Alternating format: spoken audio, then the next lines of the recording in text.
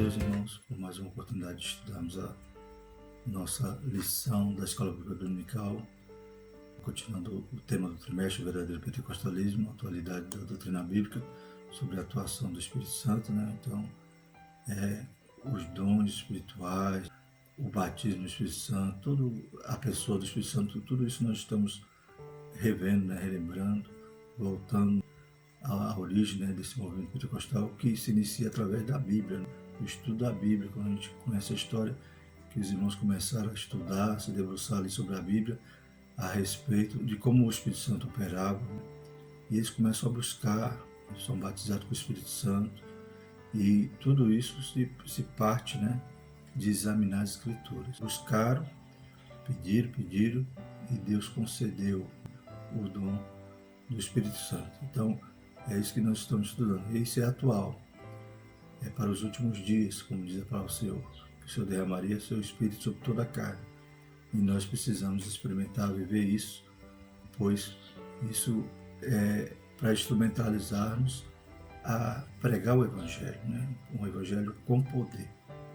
A lição 2, estaremos estudando hoje, é a atuação do Espírito Santo no plano da redenção. Na lição passada a gente estudou sobre a pessoa do Espírito Santo e hoje a gente vai ver, então, esse Espírito Santo, como ele atua no plano da salvação, no plano da redenção. Desde a fundação do mundo, o Espírito Santo tem agido, né? Já tem papel definido nesse plano que Deus elaborou para nos resgatar, para nos tornar de novo reconciliados com o Pai e um dia poder ir morar no céu. O textual da nossa lição diz assim: pois as igrejas em toda a Judéia e Galiléia e Samaria tinham paz e eram edificadas e se multiplicavam, andando no temor do Senhor e na consolação do Espírito Santo. Né? Então a promessa de Jesus se cumpriu, né? E a igreja pôde experimentar esse poder, essa consolação, né? Essa continuidade, né, do ministério de Cristo através do Espírito Santo, né? Agora na vida da igreja, na vida dos crentes. E por isso que ela crescia, se multiplicava e era edificada. Glórias a Deus. Verdade prática, a atuação do Espírito é contínua e dinâmica na igreja, na vida dos crentes, e os conduz desde a conversão até o final da jornada cristã. Então, ela tem esse aspecto, né, a atuação do Espírito Santo, tem esse aspecto contínuo, né, na nossa vida, né, individual e na igreja. Jesus disse que iria para o Pai e iria mandar o Consolador. Então, um outro Consolador, aquele que estaria em igualdade a Ele, cumprindo, né, dando continuidade ao plano da redenção. Jesus executou ali na cruz e o Espírito Santo agora tinha que comunicar e potencializar a igreja para que pudesse ser o corpo de Cristo. Então, o corpo de Cristo, ele é vivo, né, ele é dinâmico, graças ao Espírito Santo. Sem ele, né, a igreja estaria realmente em uma situação muito difícil, pois precisamos desse poder que vem do alto para fazer essa obra que os anjos intentavam fazer, mas Deus deu o privilégio para a igreja. A leitura diária na segunda, números 11 e 17, o Espírito Santo exerce também a função de juiz. Na terça, 1 Samuel 16, 14, o Espírito Santo reprova a desobediência. Quarta, 1 Coríntios 6, 11, o processo da salvação é realizado em nome de Jesus e pelo Espírito Santo. Quinta, Efésios 1, 13 e 14, o penhor do Espírito é a garantia da nossa herança. Sexta, Filipenses 3, 3, a verdadeira adoração cristã é no Espírito Santo. Sábado, Tito 3, 5, fomos transformados pelo poder do Espírito de Deus. Então, esse slide, irmão, aqueles que quiserem, que desejarem obter, né, para auxiliar em suas lições, suas aulas, ele está na descrição desse vídeo, tanto em formato PDF como em formato PowerPoint, se os irmãos quiserem editá-lo. A leitura em classe, João 16, de 7 a 3. Todavia digo-vos a verdade, que vos convém que eu vá, porque se eu não for, o Consolador não virá a vós, mas se eu for enviar-vos-ei. E quando ele vier, convencerá o mundo do pecado e da justiça e do juízo. Do pecado, porque não crê em mim. Da justiça, porque vou para o meu Pai e não me vereis mais. Do juízo, porque já o príncipe deste mundo está julgado. Ainda tenho muito que vos dizer, mas vós não podeis suportar agora. Mas quando vier aquele Espírito da verdade, ele vos guiará em toda a verdade, porque não falará de si mesmo, mas dirá tudo o que tiver ouvido e vos anunciará o que há de vir. Glórias a Deus. O objetivo da nossa lição é ensinar que o Espírito Santo atua no plano da redenção. Então veremos que a promessa do Messias, ela também era a promessa do Espírito Santo. Então é algo que os judeus já aguardavam, né? Então a gente percebe que durante toda a Bíblia, todo o Antigo Testamento, há a promessa do Espírito Santo juntamente com a promessa do Messias. O objetivo específico é desenvolver o ensino sobre o Espírito Santo como promessa nas Escrituras, né? Destacar o Espírito Santo como consolador e ensinador e asseverar que o Espírito Santo tanto reprova como convence o mundo. Então, cada objetivo específico é ligado, né, a um tópico da nossa lição. A introdução. Aprendemos na lição passada quem é o Espírito Santo e agora vamos estudar sobre a ação dele no processo da salvação da humanidade e na edificação dos crentes. Então, o Espírito Santo atua desde quando estávamos lá no mundo, né? Ele foi aquele que nos convenceu, ele foi aquele que nos atraiu, nos trouxe a Deus, né? E continua, né, na nossa vida, nos edificando, santificando, nos regenerando, né? O Espírito Santo, ele atua de forma maravilhosa, né, no processo da nossa salvação. Jesus disse que não nos deixaria órfãos quando se referiu ao Consolador que está nos crentes, né? Então, ele não nos deixou órfãos, não nos deixou só. O seu ministério permanece, continua, né?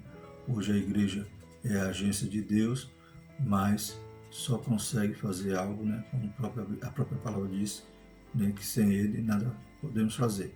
Então, precisávamos que ele enviasse o Consolador para que a igreja pudesse ser, a agência de Deus pudesse ser, né, testemunhos de Cristo. Vivemos essa experiência do Espírito no dia a dia. Então, cada vez mais que desejamos servir ao Senhor, cada vez mais que nos aproximamos do Senhor, é o Espírito Santo atuando na nossa vida, né, e nos ajudando, né, sendo nosso consolador, nosso ajudador. O primeiro tópico da lição é falar o Espírito Santo como promessa. Então vamos voltar lá para a Antiga Aliança e ver que essa promessa já era conhecida, né, do povo judeu a respeito. Eles aguardavam tanto o Messias e essa promessa estava atrelada também ao derramar, né, do Espírito Santo. Primeiro subtópico, a promessa messiânica. A promessa existe porque existe um plano, e não é um plano qualquer. Então, antes da fundação do mundo, Deus já sabia que o homem ia cair e Deus já tinha um plano para nos resgatar. E esse plano, né, envolve as três pessoas da Trindade, o Pai, o Filho e o Espírito Santo. Então, a gente viu na lição passada que o Espírito Santo é Deus, que desde a eternidade, né, ele participou da criação de todas as coisas, a criação do homem em particular. Então a gente sabe que sempre o Pai, o Filho e o Espírito Santo estão dentro, desenvolvendo esse plano da salvação para a humanidade. Então eles planejam e executam. Em 1 Pedro 1:2 lemos: eleitos segundo a presença de Deus Pai, em santificação do Espírito e para a obediência e a expressão do sangue de Jesus Cristo, graça e paz vos seja multiplicada, né? Então esse versículo demonstra, né, a Trindade, né?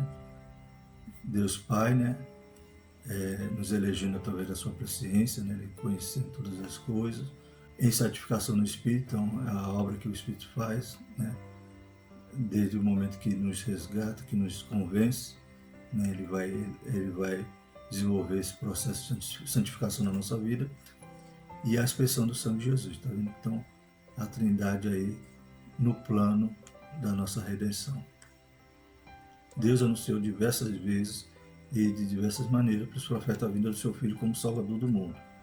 Então nós lemos lá em Romanos 1, né, 1 e 2 vai dizer: Paulo, servo de Jesus Cristo, chamado para apóstolo, separado para o Evangelho de Deus, o qual antes havia prometido pelos seus profetas nas Santas Escrituras. Né? Então, essas boas novas, da qual Paulo está se dizendo que ele é apóstolo chamado por Deus, então ele reconhecia que eram as mesmas boas novas que haviam sido prometidas através dos profetas durante toda a Santa Escritura. Né? Então ele reconhecia a importância, né, do papel dele agora, né, dando continuidade àquilo que os profetas, né, haviam anunciado, haviam sido revelados a respeito das boas novas, né, do Cristo e do Espírito Santo, como veremos.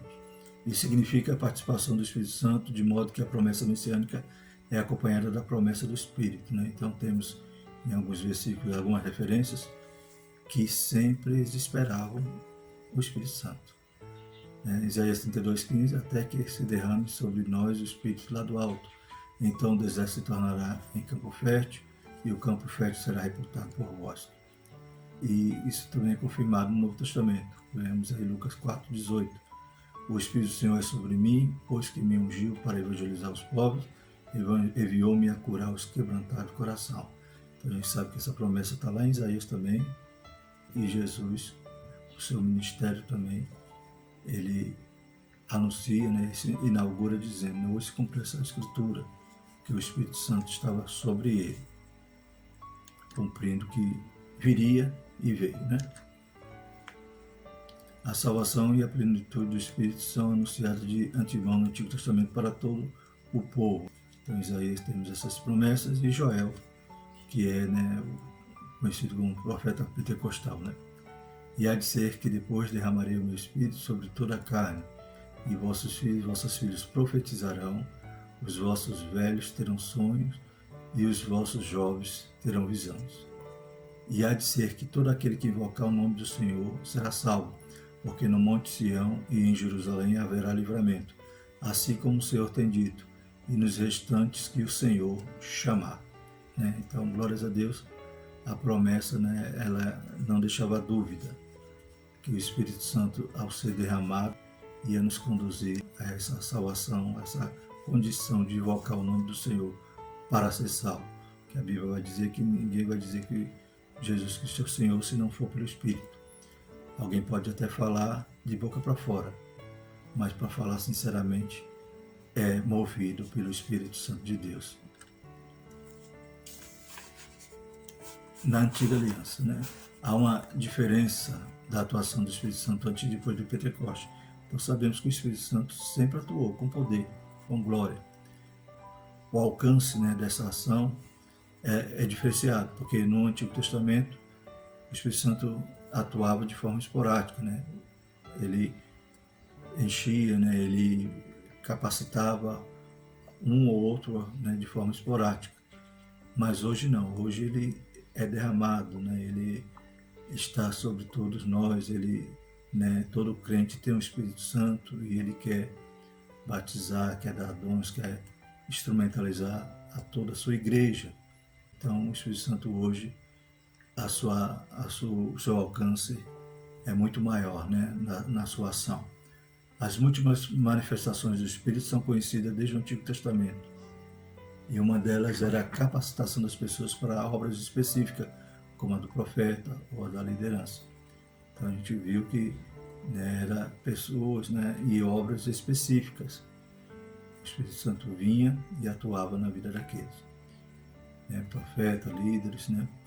Em Juízes 6:34, então o Espírito do Senhor revestiu a Gideão, o qual tocou a buzina, e os abizerritas se ajuntaram após ele. Né? Então a gente sabe que Gideão foi um juiz, e quem capacitou ele com essa liderança, né? Quem deu esse dom de liderança a Gideão para que ele pudesse, né? Ele que, como ele mesmo falou para o anjo, né? Ele era o menor da sua casa, né?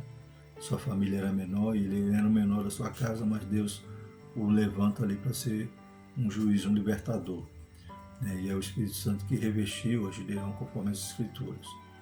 Né? E a gente vai ver que todos os profetas falavam, né? A partir, né, da obra ali, da ação do Espírito Santo na vida deles. essas habilitações eram espirituais, né? Podemos ver toda a Bíblia, né? Profecia, né? Os profetas, né? Em Números 11:25 vai dizer: então o Senhor desceu na nuvem e lhe falou, e tirando o espírito que estava sobre ele, o pôs sobre aqueles 70 anciões.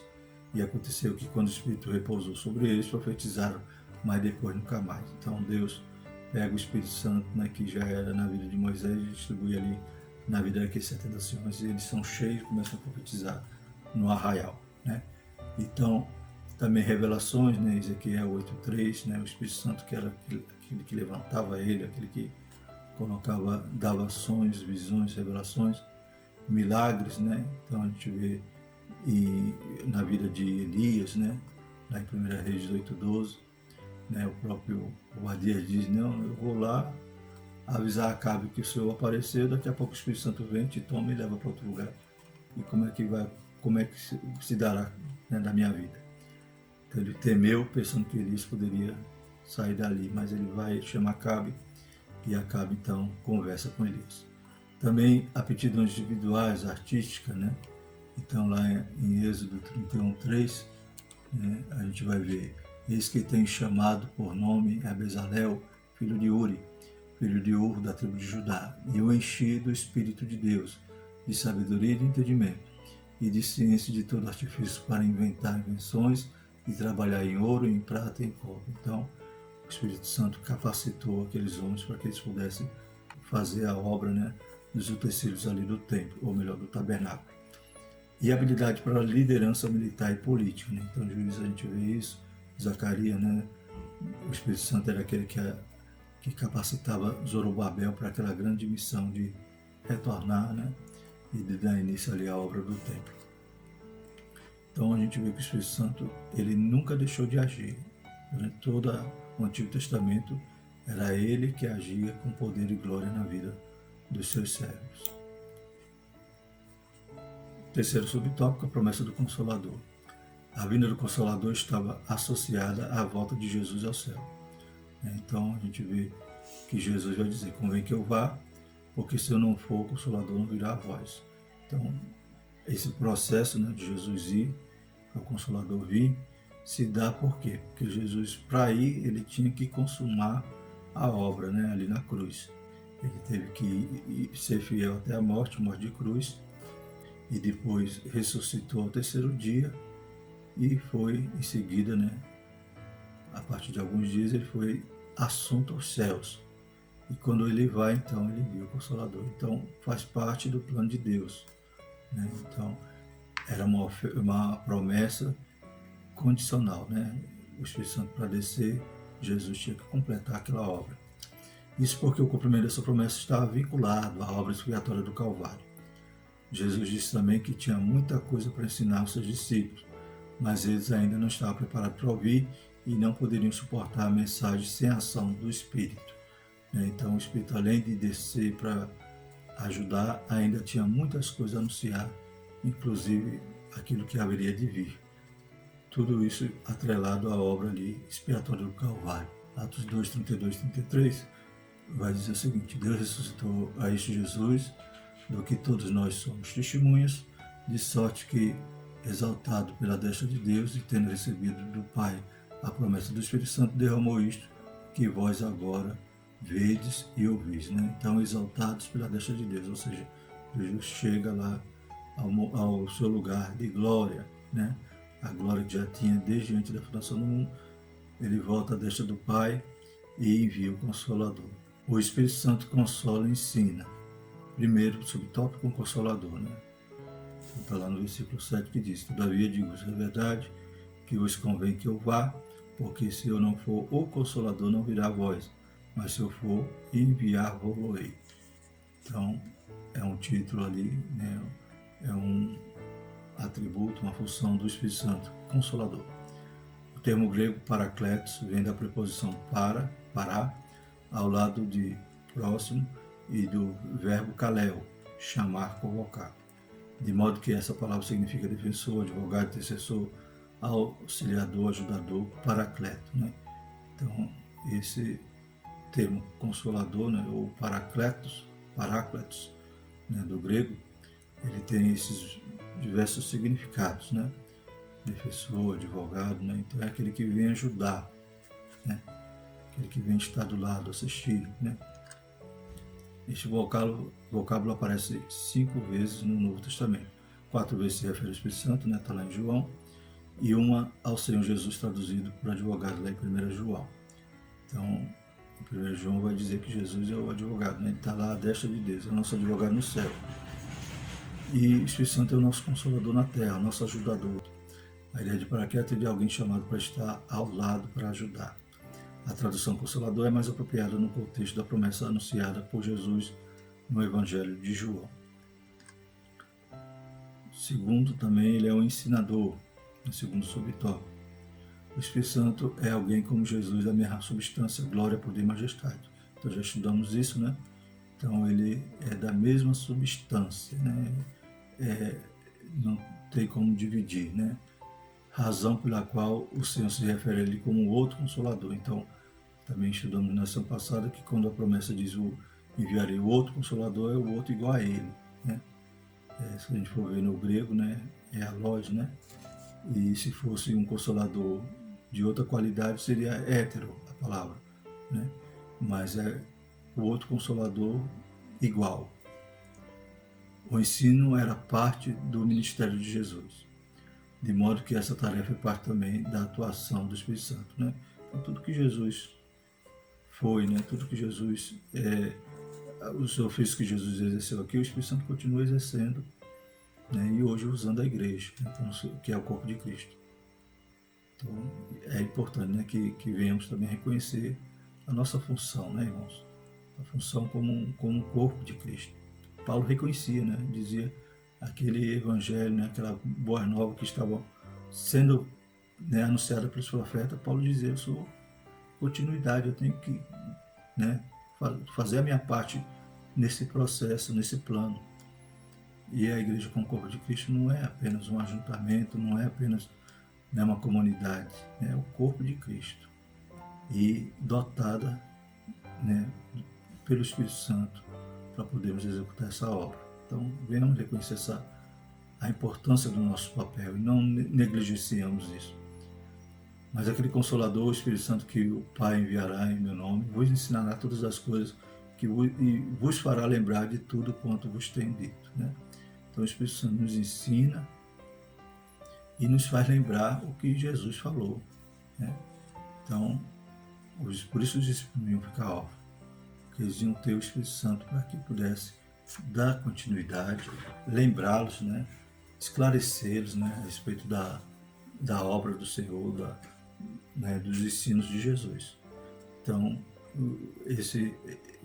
essa ação do Espírito Santo de ensinar é fundamental, porque a gente só compreende a Escritura, né? O homem natural não entende as coisas do Espírito. Só compreendemos através do Espírito Santo. A versão revisada de Almeida traduz para cá também por ajudador, né? Então o terceiro subtópico vai destacar essa característica do Espírito Santo, de ajudador. De fato, o Espírito nos ajuda na vida diária. Ele imprime em nós o caráter de Cristo e nos conduzirá até o final da nossa jornada, né? Então, outra tradução de consolador, de paracleto, né, é ajudador, né? Conforme a tradução a gente encontra na tradução revisada de Almeida. Ele nos ajuda em nossas fraquezas, né? Então, e da mesma maneira, também o Espírito ajuda as nossas fraquezas, porque não sabemos o que havemos de pedir como convém, mas o Espírito intercede por nós com gemidos inexprimíveis. Então a gente vê aí que esse termo ajudador, né, é realmente importante, né?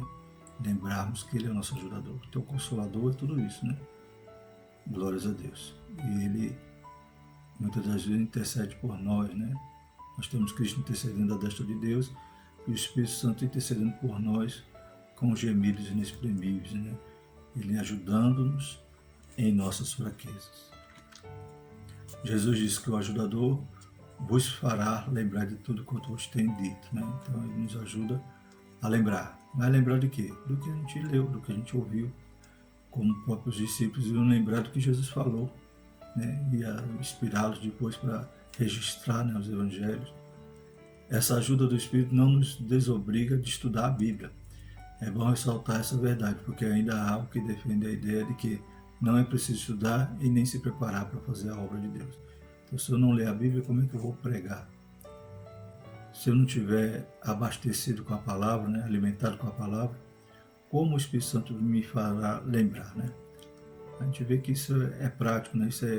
Isso ocorre nas nossas vidas. Quando a gente está pregando, o Espírito Santo vai abrindo lá, né, a nossa memória nos versículos que lemos e vai trazendo aquilo à tona para que a gente possa expressar ali, enriquecer a pregação, né? Então, e se nós não lêssemos? E se nós não examinássemos, não estudássemos a Bíblia, não fôssemos alunos da escola bíblica dominical? Íamos lembrar o quê? Então o Espírito Santo vai nos ajudar. Muitos fazem isso, acham que, né, para pregar, para ensinar, né, o Espírito Santo vai dar na hora. Ele vai te ajudar. Ele vai fazer você lembrar, mas daquilo que você leu ou ouviu.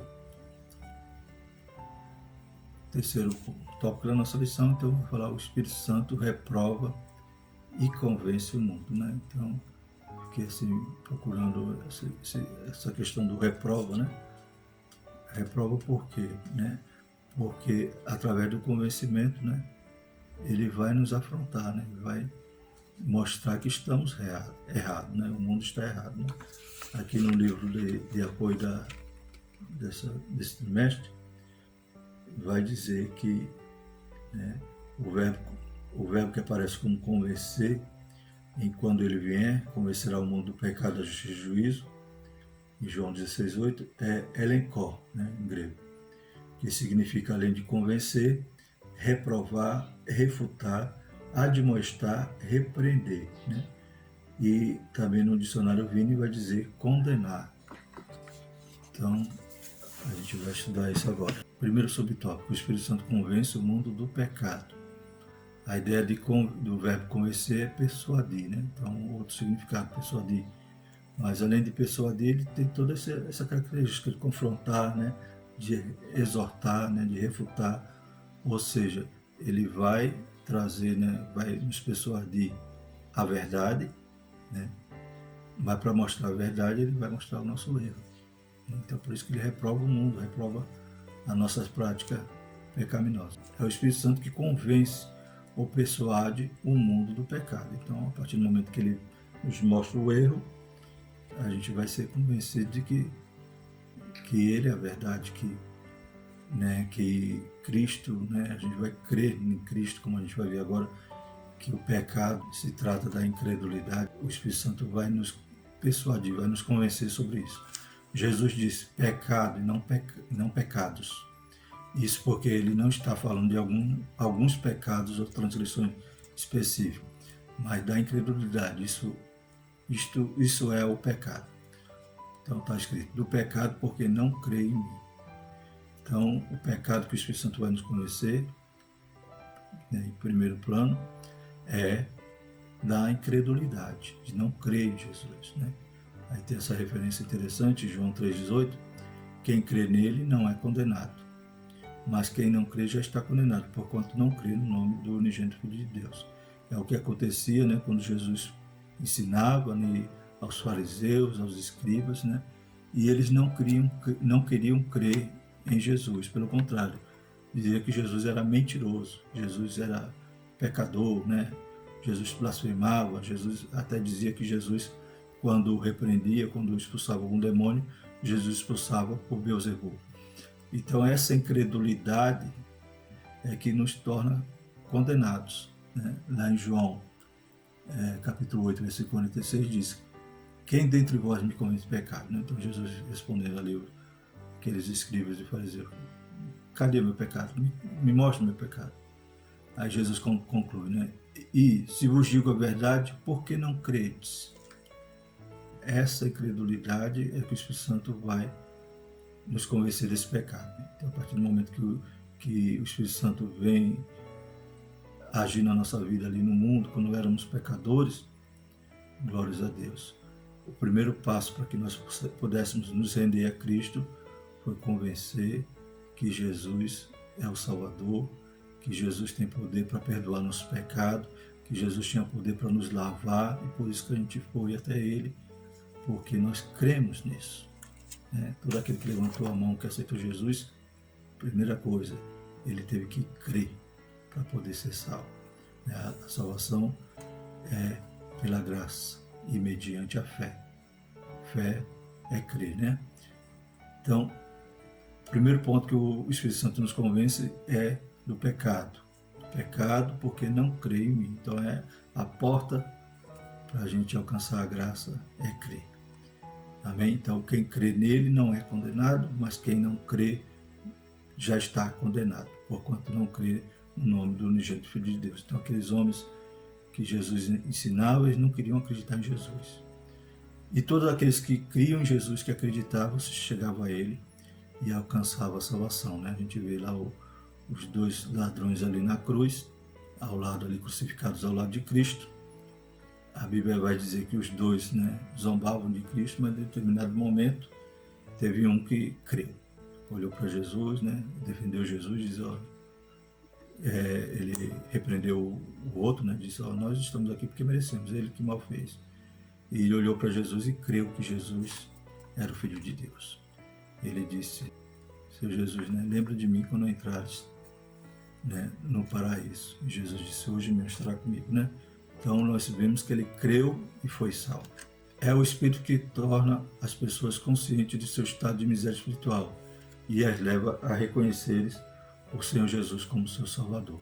Quando nós cremos, a gente crê que está sendo anunciado ali, que estamos ouvindo a voz, a palavra de um Jesus que pode nos purificar, nos lavar.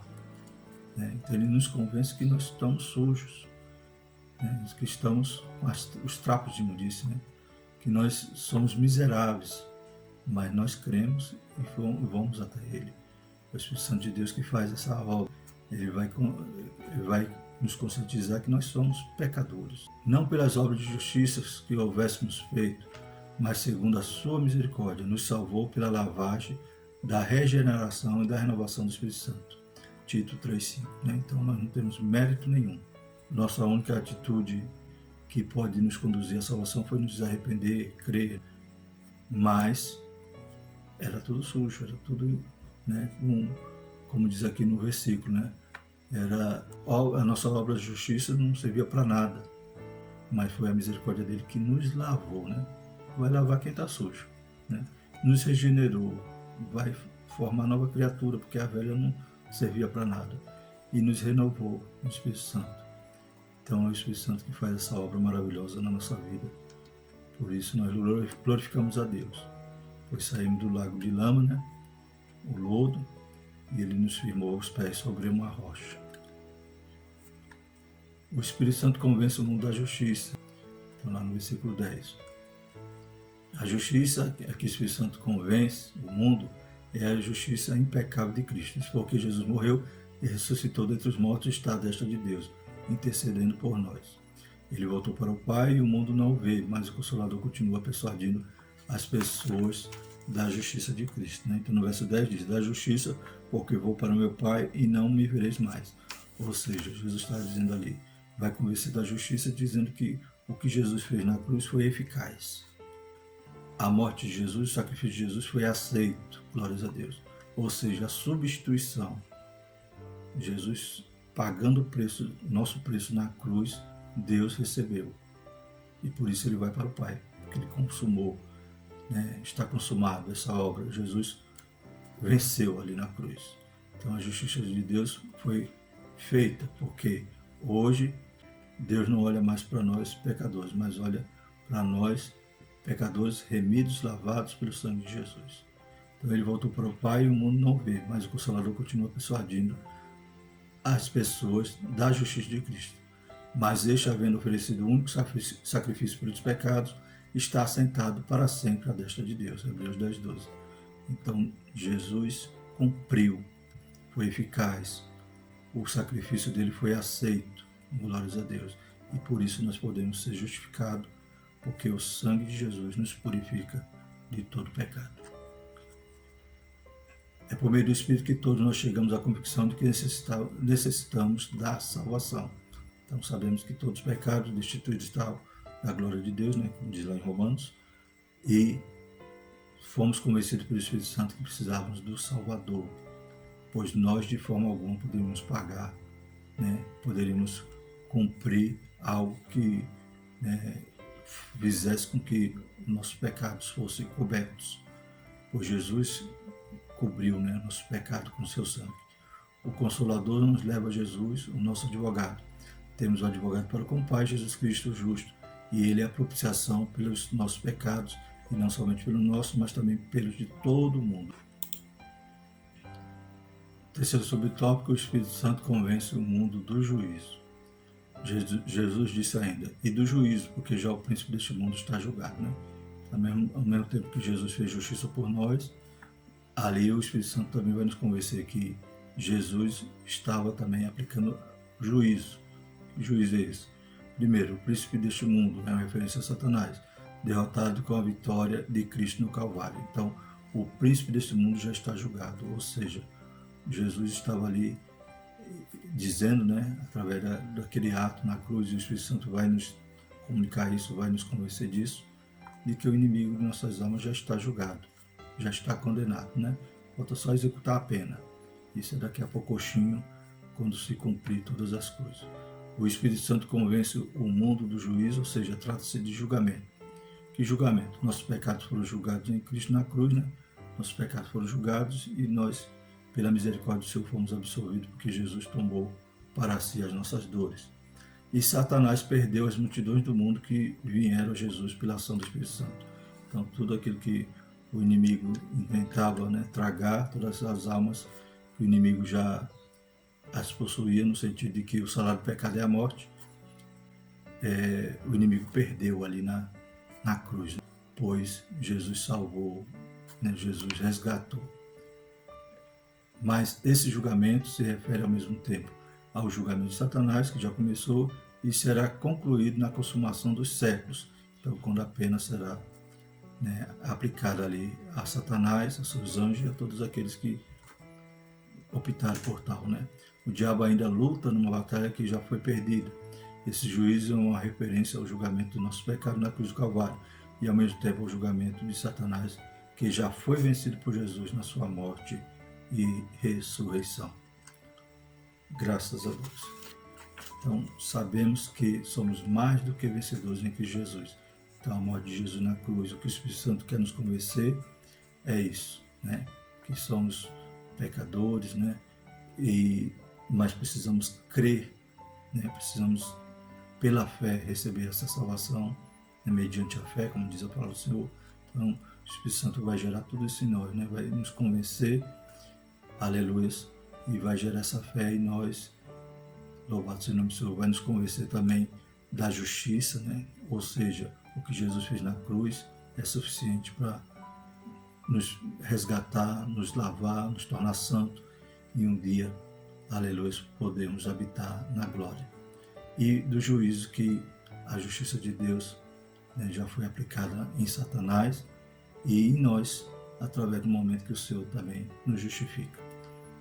Diante do exposto, ficamos sabendo que o sentido de consolador aplicado ao Espírito é inerente à sua natureza e obra. O Espírito Santo atua na igreja para guiar o povo de Deus de forma coletiva, como as ovelhas, e individualmente age também no mundo, no processo da salvação.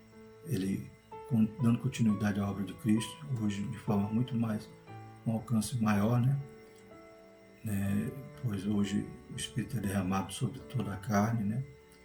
Então nós temos esse privilégio de ter um condutor, de ter um ensinador, um consolador morando em nós, né? E através dele temos o Pai, o Filho e o Espírito Santo, né? E ele guiando e nos conduzindo no processo de salvação, nos santificando e nos ajudando a chegarmos até o fim. A próxima lição, né, irmãos, é a lição 3, o batismo no Espírito Santo.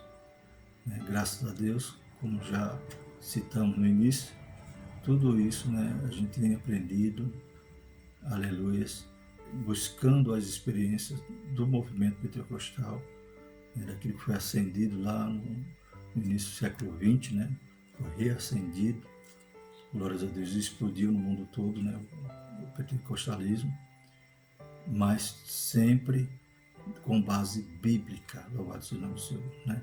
Então a gente vai estar fundamentado na Bíblia e vivendo a experiência do poder, da virtude do Espírito Santo, que Ele quer que vivamos nesses últimos dias.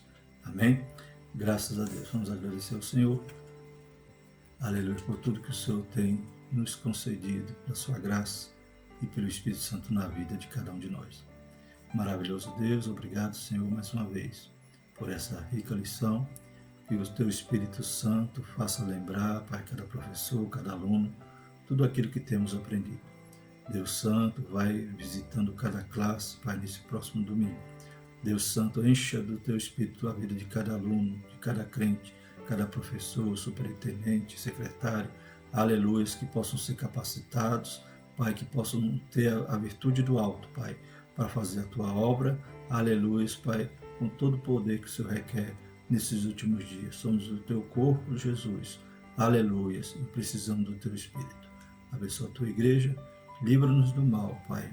Pai, repreenda essa enfermidade, Pai, que assola a humanidade. Em nome de Jesus, nós te pedimos tudo isso e somos gratos pela Tua graça, pelos Teus livramentos e pela Tua misericórdia. Em nome de Jesus. Amém. Por tudo isso dizemos, a graça do nosso Senhor Jesus Cristo e o amor de Deus e a consolação do Espírito Santo permaneça sobre nós, hoje e para todo sempre. Todos dizem amém.